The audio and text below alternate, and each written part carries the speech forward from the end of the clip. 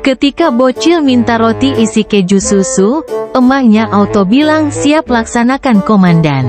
Biar bervariasi, emak kasih rasa keju sosis dan yang gemoy-gemoy itu isi keju susu kesukaan bocil. Buatnya simple banget, set wet.